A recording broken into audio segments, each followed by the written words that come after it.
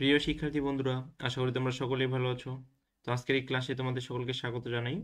তো আজকে আমরা এইচএসসি আইসিটি চ্যাপ্টার 5, যেটা হচ্ছে প্রোগ্রামিং ভাষা, এই প্রোগ্রামিং ভাষা হতে চট্টগ্রাম বোর্ড 2024-এ 7 নম্বর যে সৃজনশীলটা আসছে সেটা আমরা সলভ করব।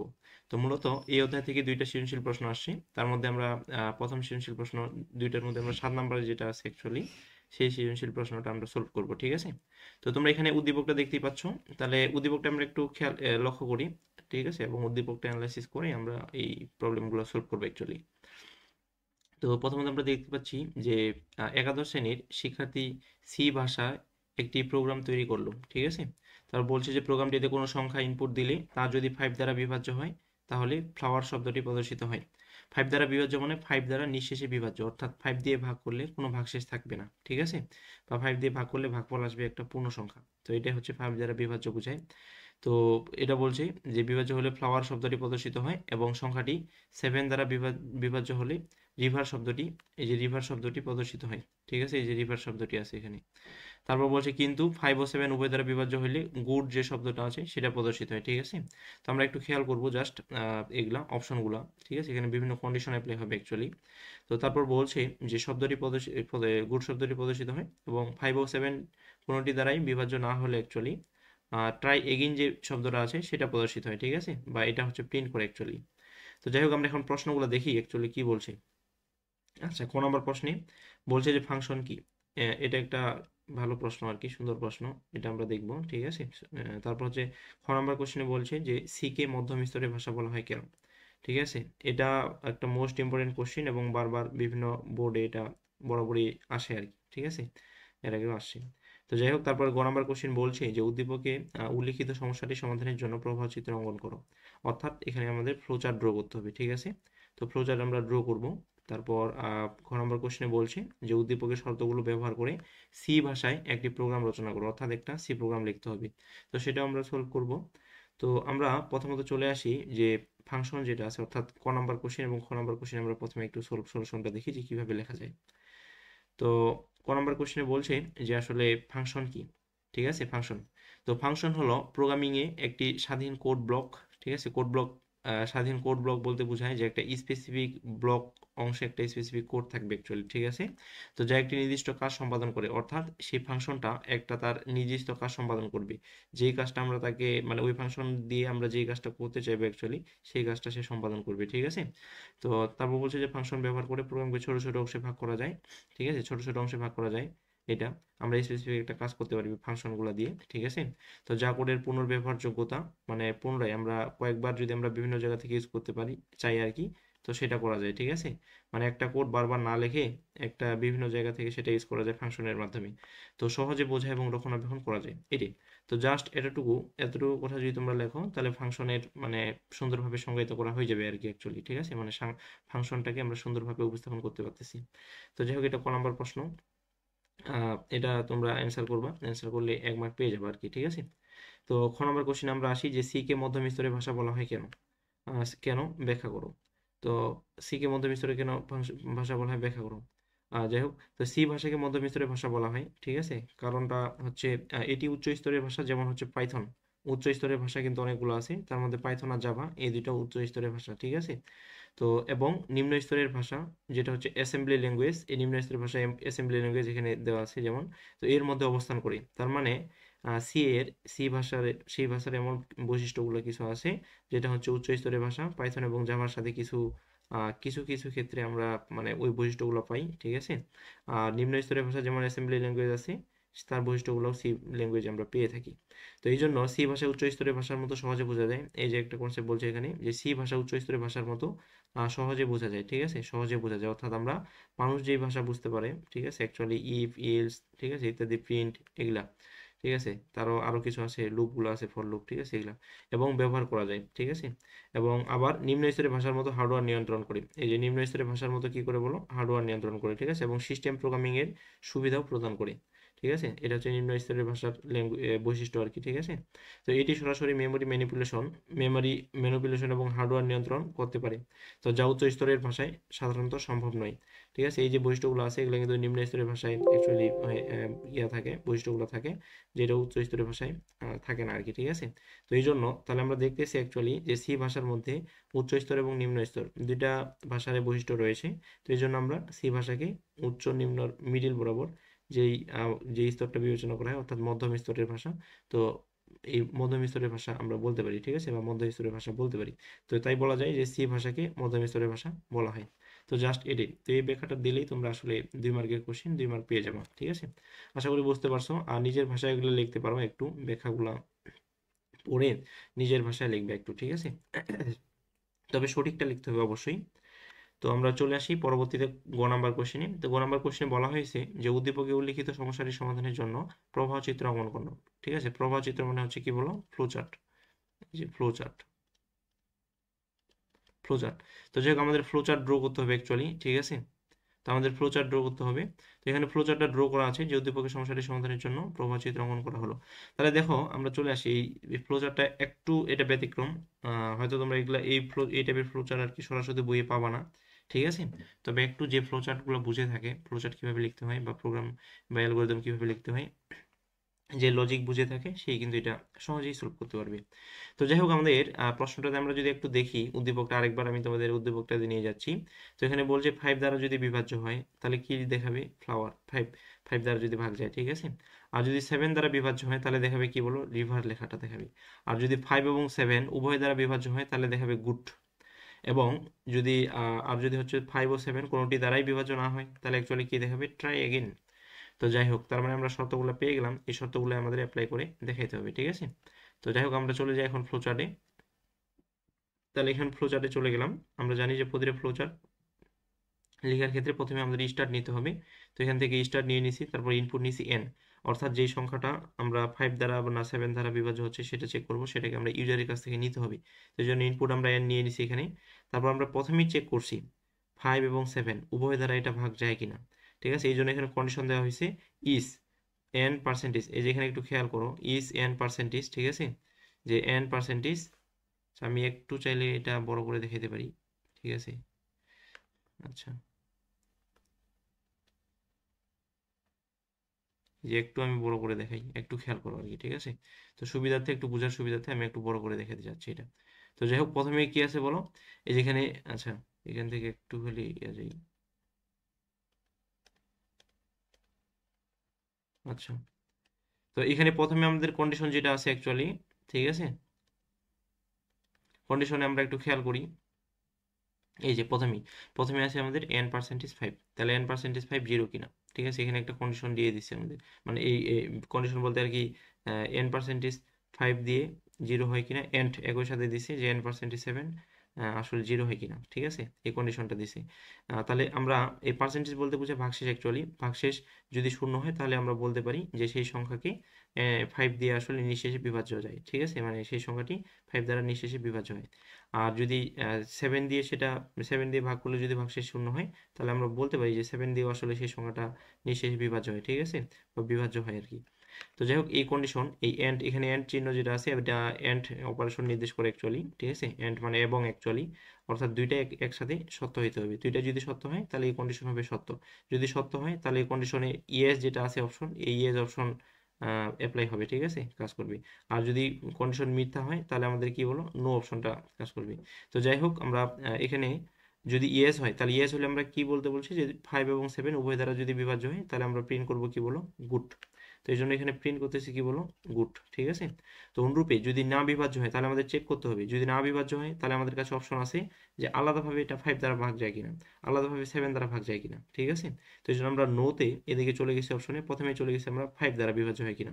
তো ইস এন পার্সেন্টেজ 5 ইকুয়ালস টু কি বলো, জিরো। তো এটা কোশ্চেন করবে আমাদের অ্যাকচুয়ালি। ঠিক আছে, এটা ডিসিশন, যেটাকে আমরা এই চিহ্নটাকে রম্বস টাইপের আর কি বলা যায়, এই চিহ্নটাকে আমরা কি বলে থাকি, ডিসিশন আর কি, সিদ্ধান্ত আমাদের একটা নিতে হচ্ছে। ঠিক আছে, তো n কে যদি 5 দ্বারা নিঃশেষ বিভাজ্য হয় সেটা আমরা পার্সেন্টেজ দিয়ে চেক করতেছি, যেটা রিমাইন্ডার বা ভাগশেষ বোঝায় আর কি। তো যদি হয় তাহলে আমাদের ইয়েস অপশন যেটা আছে এটা কাজ করবে। তো ইয়েস যদি হয় অর্থাৎ n কে যদি 5 দ্বারা নিঃশেষ বিভাজ্য করা যায়, অ্যাকচুয়ালি বিভাজ্য হয়, তাহলে আমাদের প্রিন্ট করবে কি বড় ফ্লাওয়ার, যেটা আমাদের উদ্দীপকে আমরা দেখলাম, ঠিক আছে। আর এটা যদি হয়, যদি নো হয় আর কি, নো হলে আমাদের আরেকটা অপশন চেক করা আছে, সেটা হচ্ছে 7 দ্বারা বিভাজ্য হয় কিনা। তো তারপর এখান থেকে আমরা চলে আসবো যে ইস n%7, n%7 ইকুয়ালস টু 0 কিনা, অর্থাৎ n কে 7 দ্বারা ভাগ দিলে ভাগশেষ শূন্য হয় কিনা, ঠিক আছে। তো এটা যদি সত্য হয় তাহলে ইয়েস যেটা আছে, যেটা যদি সত্য হয় তাহলে ইয়েস যেটা আছে এটা অ্যাপ্লাই হবে বা এটা কাজ করবে, তখন প্রিন্ট করবে কি বলো রিভার, ঠিক আছে। আমরা কিন্তু উদ্দীপকে এটা দেখছি, যদি 5 দ্বারা নিঃশেষ বিভাজ্য হয় তাহলে প্রিন্ট করবে ফ্লাওয়ার, আর যদি 7 দ্বারা নিঃশেষ বিভাজ্য হয় তাহলে প্রিন্ট করবে কি রিভার, আর যদি দুইটা দ্বারা নিঃশেষ বিভাজ্য হয় তাহলে প্রিন্ট করবে কি বলো গুড। তাহলে দেখো সবগুলো অপশনে আমরা পেয়ে গেলাম, শুধু একটা অপশন আমরা পাইনি, যে 5 দ্বারাও বিভাজ্য হচ্ছে না, 7 দ্বারাও বিভাজ্য হচ্ছে না।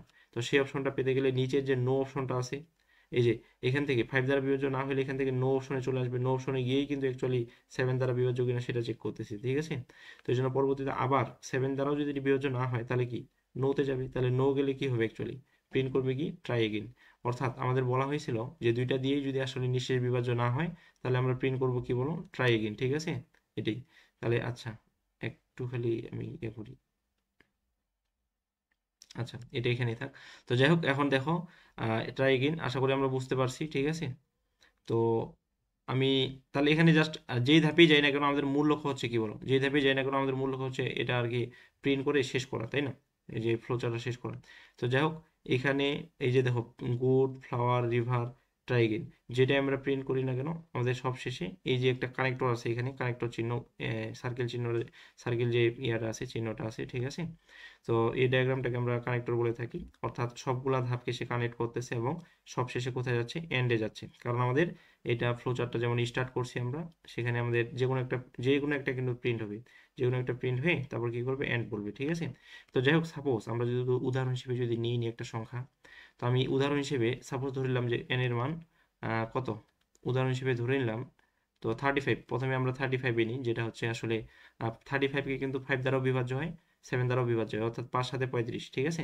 তো দুইটা দিয়েই যেহেতু বিভাজ্য হয় তাহলে ইয়েস যাবে, ইয়েসে গিয়ে কি করবে বলো গুড প্রিন্ট করবে, এই গুড প্রিন্ট করার পরে নিচে দিয়ে এখানে গিয়ে জাস্ট এন্ড করবে, শেষ করবে, ঠিক আছে। অর্থাৎ 35 এন এর মান 35 হলে গুড প্রিন্ট করবে, এটা আমি একটু পরে প্রোগ্রামে দেখাবো, ঠিক আছে।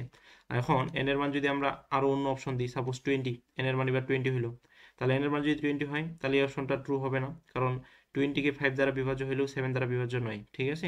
তো এই জন্য এই অপশন তখন কাজ করবে না, অর্থাৎ ইয়েস যেটা আছে আমরা গুড যেটা গেলাম এটাতে আমরা যাব না।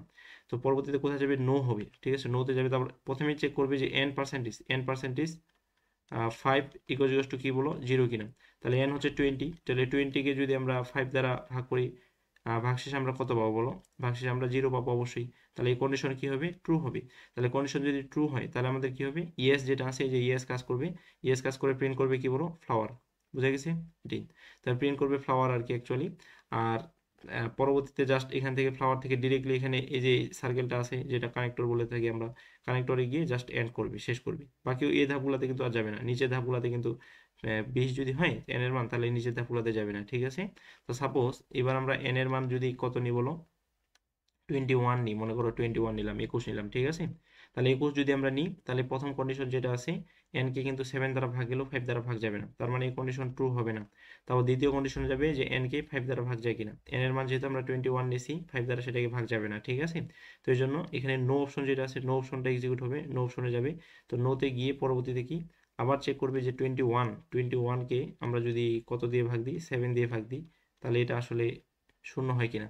তো এই কন্ডিশন ট্রু হবে, কারণ কি 21% যদি আমরা কি করি 7 করি তাহলে এটা কি লিখতে পারি আমরা, আচ্ছা 0 লিখতে পারি, এটা প্রকৃত 0 তাই না, 3 সাথে 21 হয় এই জন্য। তো যাই হোক যেহেতু 0 তার মানে আমরা বলতে পারি যে কন্ডিশন আসলে ট্রু। তো এই জন্য এই কন্ডিশন যদি ট্রু হয় তাহলে ইয়েস যে অপশনটা আছে ইয়েস কাজ করবে, তারপর প্রিন্ট করবে কি রিভার প্রিন্ট করে জাস্ট এখানে গিয়ে কানেক্টেড গিয়ে শেষ করবে, ঠিক আছে। কানেক্টরে গিয়ে নেক্সট স্টেপে গিয়ে শেষ করবে। তো এন এর মান এবার এমন আমরা নিব যেটা আসলে মানে দুইটা দিয়ে ভাগ যায় না আর কি। তো সাপোজ এন এর মান নিয়ে নিলাম এবার 12, ঠিক আছে 12। তো 12 যদি নিই 12কে কিন্তু 5 দ্বারাও ভাগ যায় না আর 7 দ্বারাও ভাগ যায় না, ঠিক আছে। তো এই জন্য একটা অপশনও এই প্রথম অপশনটা তো ফলস হবে, দ্বিতীয় অপশনও ফলস হবে কারণ 5 দিয়ে ভাগ যাবে না, তৃতীয় অপশনও ফলস হবে কারণ 7 দ্বারা ভাগ যাবে না। সবগুলাই যখন ফলস হবে নোতে চলে যাবে, এখানে যে 7 এর পরে এই ধাপের পরে নোতে চলে যাবে, নোতে গিয়ে জাস্ট প্রিন্ট করবে কি বলো, ট্রাই এগেইন। এখানে প্রিন্ট করে জাস্ট এখানে গিয়ে কানেক্টরে গিয়ে জাস্ট সবার শেষ ধাপ যেটা আছে সেখানে গিয়ে মানে এন্ড করবে আর কি, শেষ করবে, ঠিক আছে। তো এইভাবে আসলে এই ইয়াটা কাজ করবে আর কি, ফ্লোচারটা কাজ করবে। আর আমাদের এন এর মানের উপর ভিত্তি করে সেটা একটা আউটপুট দেখাবে, ঠিক আছে। আশা করি তোমরা বুঝতে পারছো, ঠিক আছে। তোমরা এই ফ্লোচারটা, যে ফ্লোচারটা আছে এই ফ্লোচারটা একটু ড্র করে নিবা, ঠিক আছে। এটা খাতায় ড্র করে নিবা এবং এটা আসলেই একটু বোঝার চেষ্টা করবা, ঠিক আছে, ভালো মতো। তো যাই হোক, আশা করি তোমরা এটা বুঝতে পারছো। পরবর্তীতে আমরা খ নাম্বার কোশ্চেনে চলে যাই। এখানে বলছে যে উদ্দীপকের শব্দগুলো ব্যবহার করে সি ভাষায় একটি প্রোগ্রাম রচনা করো, অর্থাৎ একটা প্রোগ্রাম লিখতে বলছে, ঠিক আছে, সি প্রোগ্রাম। তো এখন উদ্দীপকের শব্দগুলো ব্যবহার করে সি ভাষায় একটি প্রোগ্রাম রচনা করা হলো। দেখো, আমি একটা প্রোগ্রাম এখানে লিখছি, যে কন্ডিশনগুলো দিছে ওই কন্ডিশন দিয়ে লিখছি। অ্যালগরিদম এই ফ্লো চার্টটা যদি তুমি বুঝতে পারো, ঠিক আছে, তাহলে এটা সহজেই বুঝতে পারবা। তো যাই হোক, প্রথমে আমরা ইনক্লুড stdio ডট এইচটিসি, যেটা স্ট্যান্ডার্ড ইনপুট আউটপুট বোঝায়, ঠিক আছে। তো হেডার ফাইলটা নিলাম, তারপর মেইন ফাংশন নিলাম, মেইন ফাংশন থেকে যে কোনো একটা প্রোগ্রামের কাজ শুরু হয়। তারপর নিলাম ইন্টিজার নাম্বার, একটা নাম্বার নিলাম, ঠিক আছে। আমি এর নিজেও নিতে পারি, কোনো সমস্যা নাই। তো যে কোনো একটা নাম্বার বা যে কোনো একটা ভেরিয়েবল নিলে হলো অ্যাকচুয়ালি, ঠিক আছে, অর্থাৎ ইন্টিজার টাইপের যে কোনো একটা ভেরিয়েবল নিলে হলো, এনও নিতে পারি আমরা, নাম্বারও নিতে পারি। তো যাই হোক, আমি এখানে নাম্বার নিছি আর কি। নাম্বার না নিয়ে যদি তোমরা এন নিতা শুধুমাত্র, তাও হয়তো কোনো সমস্যা নেই, ঠিক আছে। তো নাম্বার, তাহলে প্রিন্ট দিলাম যে এন্টারের নাম্বার, অর্থাৎ একটা নাম্বার, ইউজারকে আমরা বলবো যে একটা নাম্বার আপনি প্রদর্শন করুন, বা একটা নাম্বার প্রদর্শন করুন না, অ্যাকচুয়ালি মানে এটা প্রদর্শন করবে যে একটা নাম্বার আমাকে এন্টার করুন বা দিন আর কি, ঠিক আছে, অ্যাকচুয়ালি তাদের কাছ থেকে নেওয়ার জন্য। তো যাই হোক, একটা নাম্বার আমাদেরকে দিবে, আর এই যেই এন্টারের নাম্বার এটা কিন্তু প্রদর্শন করবে ইউজারকে, ঠিক আছে। তো একটু পরে এটা দেখতে পারবে বিস্তারিত। তো তারপরে চলে গেলাম যে স্ক্যানএফ পার্সেন্টেজ ডি দিয়ে নাম্বার যেটা আছে এম্পারসেন্ট, এটা এম্পারসেন্ট চিহ্নটা বলা হয় এটা, ঠিক আছে, এন্টের মতো চিহ্নটা, এন্ড আছে এম্পারসেন্ট নাম্বার, অর্থাৎ পার্সেন্টেজ দিয়ে আমরা ইন্টিজার টাইপের নাম্বারটা নিচ্ছি বা সংখ্যাটা নিচ্ছি, এবং সেটা কার মধ্যে রাখতেছি বলো, এন এর মধ্যে রাখতেছি, ঠিক আছে। অর্থাৎ এই নাম্বারের মধ্যে থাকবে সংখ্যাটা, নাম্বারের মধ্যে থাকবে সংখ্যাটা আর কি, ঠিক আছে, এন তোলার নাম্বার। তো যাই হোক, পরবর্তীতে আমরা চলে যাই ইফ। ইফ একটা কন্ডিশন আছে, প্রথম কন্ডিশনটা আমরা ফ্লোচার্টে কি দেখছিলাম, যে 5 এবং 7 উভয়টি দ্বারা বিভাজ্য হচ্ছে কিনা, নিঃশেষে বিভাজ্য হচ্ছে কিনা, ঠিক আছে। তো এই জন্য আমরা এখানে এই যে নাম্বার পার্সেন্টেজ কি দিছি, আমরা বলো 5 দিছি, অর্থাৎ নাম্বারকে যদি 5 দ্বারা নিঃশেষে বিভাজ্য হয় তাহলে এই কন্ডিশন ট্রু হবে প্রথমটা। এন্ড, এখানে যে এন্ড চিহ্নটা আছে, এন্ড মানে লজিক্যাল এন্ড অপারেশন বোঝায়, অর্থাৎ এবং বোঝায়। এবং একই সাথে কি হইতে হবে বলো, নাম্বারটাকে, যেটা নাম্বার আছে সেটাকে 7 দিয়ে নিঃশেষে বিভাজ্য হইতে হবে। তাহলে আমরা 7 দিয়ে ভাগ দিয়ে ভাগশেষ যদি আমাদের শূন্য হয় তাহলে নিঃশেষে বিভাজ্য হবে, এবং এই কন্ডিশনটা ট্রু হবে। যখন দুইটা কন্ডিশনে ট্রু হবে তখন এর ভিতরে এই যে ইফ কন্ডিশনের পরে যে স্টেটমেন্ট আছে, যে আসলে প্রিন্টএফ দিয়ে গুড আছে, আমাদের জানি, আমরা দেখছি যে দুইটা দিয়ে যদি নিঃশেষে বিভাজ্য হয় তাহলে গুড যে লেখাটা আছে সেটা সে প্রিন্ট করবে, ঠিক আছে। তো যাই হোক, তখন সে গুড লেখা প্রিন্ট করবে। আর অনুরূপে এলসিফ, এলসিফ মানে অন্যথায়, ঠিক আছে, অন্যথায় যদি আর কি, অ্যাকচুয়ালি অন্যথায় যদি এন পার্সেন্টেজ যদি কি হয় বলো, 5 হয়, অর্থাৎ এনকে যদি 5 দিয়ে ভাগ করলে ভাগশেষ শূন্য হয়, তখন প্রিন্ট করবে কি বলো, ফ্লাওয়ার, ঠিক আছে। আর এটাও যদি সত্য না হয় তখন নেক্সটে চলে যাবে, নেক্সটে চলে গিয়ে কি করবে, এলস ইফ নাম্বার পার্সেন্টেজ কি বলো, নাম্বার পার্সেন্টেজ 7 ইকুয়ালস টু কি বলো, শূন্য। আচ্ছা, নাম্বার বা এন যে কোনো একটা নেওয়া যায়, কোনো সমস্যা নেই। আমি হয়তো বলার সময় অনেক ক্ষেত্রে নাম্বারের পরিবর্তে এন বলছি, ঠিক আছে, সমস্যা নেই, নাম্বার বলতে এন ইউ এম আর কি, ঠিক আছে। তো যাই হোক, সমস্যা নেই, যে কোনো একটা প্রকাশ করলেই হবে। তো আমরা নাম্বার ইউজ করছি, এই জন্য সবসময় নাম্বার লিখবো আর কি। তো যাই হোক, এই নাম্বারকে যদি আমরা 7 দিয়ে ভাগ করে নিঃশেষে বিভাজ্য হয় আর কি সেটা, বা 7 দিয়ে ভাগ করে যদি ভাগশেষ শূন্য পাই, তাহলে আমরা প্রিন্ট করব কি বলো, রিভার, ঠিক আছে। আর একটাও, এইগুলো যদি একটাও কন্ডিশন ট্রু না হয় তাহলে জাস্ট নেক্সটে চলে গিয়ে আমরা কি করব, প্রিন্ট করব ট্রাই এগেইন, ঠিক আছে। অর্থাৎ একটাও ট্রু হবে না, পরবর্তীতে চলে যাবে এলস, এলস মানে অন্যথায়, অন্যথায় প্রিন্ট করবে কি বলো, ট্রাই এগেইন, মানে কোনোটা দিয়ে যদি বিভাজ্য না হয়, ঠিক আছে। তো জাস্ট এখানে আমরা সেকেন্ড ব্র্যাকেট দিয়ে তারপর শেষ করতেছি। তাহলে সাপোজ এটাই, এর আগে যেটা আমি দেখাইলাম অ্যাকচুয়ালি অ্যালগরিদম, এই ফ্লোচার্টে যে বিভিন্ন মানগুলো নিয়ে দেখালাম, ওই মানগুলো আমরা এখন এই প্রোগ্রামে কিভাবে কাজ করে সেটা দেখব, ঠিক আছে। তো তোমরা এই কোডটা না লিখলে অবশ্যই ভিডিওটা পজ করে কোডটা অবশ্যই লিখবা, ঠিক আছে, মানে ভিডিওটা স্টপ করে কোডটা লিখে নিবা, সমস্যা নেই। আর তোমরা এই কোডগুলো চাইলে মোবাইলেও করতে পারো। মোবাইলে করার জন্য কিভাবে করতে হবে সেটার জন্য আমি একটা অ্যাপের লিঙ্ক ডিসক্রিপশনে দিয়ে দিয়ে দিব, ঠিক আছে। আর তোমরা প্লে লিস্টে গেলেও সেটা পাবা, সেখানে তোমরা মোবাইলে প্র্যাকটিস করতে পারবা যে আসলে এটা সঠিক হয়েছে কিনা, বা কিভাবে কাজ করে এটা রিয়েলাইজ করতে পারবো। তো সেই ক্ষেত্রে এটা তোমাদের জন্য উপকার হবে, এবং অন্যান্য প্রোগ্রাম লেখার ক্ষেত্রেও সেখানে যাচাই করতে পারবো যে সঠিক আউটপুট দেয় কিনা, ঠিক আছে। তো যাই হোক, পরবর্তীতে আমরা চলে যাই, দেখি এখন দেখি আমরা প্রোগ্রামটা দেখি, প্রোগ্রামটা আমরা আসলে কিভাবে কাজ করে সেটা আমরা একটু রিয়েলাইজ করি, ঠিক আছে? তাহলে আমি এই প্রোগ্রামে নিয়ে আসলাম আমাদের এই এখানে মূলত যে প্রোগ্রামটা আমি লিখছি ওইটাই হুবহু এখানে আছে। তো এই প্রোগ্রামে আমরা দেখতে পাচ্ছি এটা আমি কোড ব্লকস একটা সফটওয়্যার আছে ল্যাপটপে, সেটা আমি এখানে রান করব, ঠিক আছে? তো দেখতে পাচ্ছি প্রোগ্রাম যেটা লিখছি আমরা হুবহু সেটাই কিন্তু আছে অ্যাকচুয়ালি। তো এটা যদি আমি রান করি তাহলে আমাদের প্রথমেই দেখাবে এই যে এন্টারের নাম্বার, এটাই প্রথমে দেখাবে। তো দেখো আমি এটা রান করে ফেললাম। এটা আমি একটু বড় করে দেখাই তোমাদের সুবিধার্থে। তাহলে দেখো কি দেখাচ্ছে, এন্টারের নাম্বার, অর্থাৎ আমাকে বলতেছে যে একটা নাম্বার আপনি এখানে এন্টার করুন বা দিন, ঠিক আছে? তো যাই হোক আমি একটা নাম্বার দিয়ে দিলাম। প্রথমে আমি যেই ফ্লোচার্টের অপশনগুলো দেখেছিলাম সেটাই যদি আমি দেখি, সবগুলোই আমি দেখাবো। তাহলে প্রথমে আমি নিয়েছিলাম 35, তাহলে 35 যদি নিই, 35 সংখ্যাটা কি বলো, 7 এবং 5 দুইটা দিয়ে কিন্তু নিঃশেষে বিভাজ্য, ঠিক আছে? তো এই জন্য আমরা কি বলতে পারি যে দুইটা দিয়ে যেহেতু ভাগ যাবে তখন প্রিন্ট করবে কি বলো, গুড। তো দেখো আমি রান করলাম, এই যে প্রিন্ট করে ফেলছে কি বলো, গুড, ঠিক আছে? এই যে এখানে প্রিন্ট করছে গুড। আর নিচের যে অপশন ইয়াগুলো আছে এগুলো কিছুই না, এগুলো প্রোগ্রামের মানে একটা অংশ, যে এই যে এক্সিকিউট হইতে কত সময় লাগছে এটা, ঠিক আছে? তো যে প্রিন্ট করতেছে গুড, নিচের অংশগুলো কিছুই না, এগুলো তোমরা ধরবে না। তো প্রিন্ট করতেছে গুড, তার মানে আমরা বলতে পারি যে প্রোগ্রামটা আসলে আমাদের ঠিক মতোই কাজ করতেছে। 35 দিলাম, 5 এবং 7, 5 এবং 7 দুইটা দিয়ে নিঃশেষ বিভাজ্য, এই জন্য প্রিন্ট করতেছে গুড। তো যাই হোক পরবর্তীতে আমরা আবার এটাকে আমি রান করতেছি, ঠিক আছে, আরেকবার অন্য সংখ্যাগুলো নিয়ে রিয়েলাইজ করার জন্য। তাহলে এন্টারের নাম্বার এবার আমি দিব সাপোজ 20, যেটা আমি দিয়েছিলাম তখন ইয়াতে ফ্লোচার্টে দেখেছিলাম, ঠিক আছে? তো 20 কিন্তু 5 দিয়ে ভাগ গেলেও 7 দিয়ে ভাগ যাবে না, ঠিক আছে? অর্থাৎ 5 দিয়ে যেহেতু ভাগ যাবে, আমরা 5 দিয়ে ভাগ দিয়ে গেলে আমরা দেখছিলাম যে আমাদের প্রিন্ট করতে হবে কি বলো, রিভার। তো এই জন্য জাস্ট এটা আমি এন্টার করলে দেখো, না রিভার না, ফ্লাওয়ার, ফ্লাওয়ার, ঠিক আছে, ফ্লাওয়ার। তো এই জন্য 20 কে 5 দিয়ে ভাগ করলে আমাদের যেহেতু নিঃশেষে বিভাজ্য হয় এটা, ঠিক আছে, বা ভাগশেষ শূন্য হয়, তো এই জন্য আমাদের প্রিন্ট করবে কি বলুন, ফ্লাওয়ার।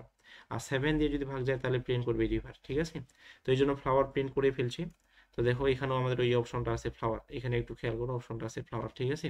তো অনুরূপে আবার যদি আমি এটা রান করি, আচ্ছা একটু খেয়াল করো, এবার আমি 21 নিব। ওই তখন আমি 21 নিয়েছিলাম, যেটা 7 দিয়ে বিভাজ্য কিন্তু 5 দিয়ে বিভাজ্য নয়। অর্থাৎ 5 দিয়ে ভাগ করলে ভাগশেষ শূন্য পাওয়া যায় না, 7 দিয়ে ভাগ করলে ভাগশেষ শূন্য পাওয়া যায়, ঠিক আছে? তো এটা আমি এন্টার করলে আমাদের দেখাবে এবার রিভার। এই যে দেখো এবার দেখাচ্ছে কি রিভার। তাহলে এই 7 দিয়ে ভাগ গেছে এই জন্য রিভার দেখাচ্ছে, ঠিক আছে? তো আশা করি বুঝতে পারতেছো কিভাবে কাজ করে। তাহলে দেখো কম্পিউটার কিন্তু এটা বুঝে নিচ্ছে যে কোনটা সত্য হচ্ছে, কোন কন্ডিশনটা সত্য হচ্ছে, যেটা সত্য হচ্ছে সেই অনুযায়ী কাজ করতেছে। এখন এমন একটা সংখ্যা নিব যেটা আসলে 5 এবং 7 কোনোটা দিয়েই ভাগ যায় নয়, নিঃশেষে বিভাজ্য হয়। আমি তখন নিয়েছিলাম 12, আমরা চাইলে 12 নিতে পারি, অন্য কিছু নিতে পারি। তো আমি 12 নিলাম, ঠিক আছে, 12। তো 12 যদি নিই, এটা 5 দ্বারাও ভাগ যাবে না, 7 দ্বারাও ভাগ যাবে না। তো এই জন্য জাস্ট এটা ইয়া করলে দেখাবে আমাদের, রান করলে দেখাবে আমাদের কি ট্রাই এগেইন, ঠিক আছে? এটাই। তো আমরা যদি অনুরূপে যে কোনো একটা সংখ্যা নিয়ে নিই, সাপোজ আমি যদি 100 নিয়ে নিই, এবার 100 তো নিতে পারি আমরা, তাই না? তো 100 যদি আমরা নিয়ে নিই, বড় বড় সংখ্যা, তাহলে আমাদের 5 দিয়ে এটা ভাগ যায় কিন্তু 7 দিয়ে ভাগ যাবে না। এই জন্য এটা দেখাবে কি বলো, ফ্লাওয়ার, ঠিক আছে, এটাই। তো এইভাবে আসলে প্রোগ্রামটা কাজ করে, আশা করি তোমরা বুঝতে পারছো। এই যে কোডটা আছে এই কোডটা তোমরা সুন্দর করে লিখে নিবা খাতায়, ঠিক আছে?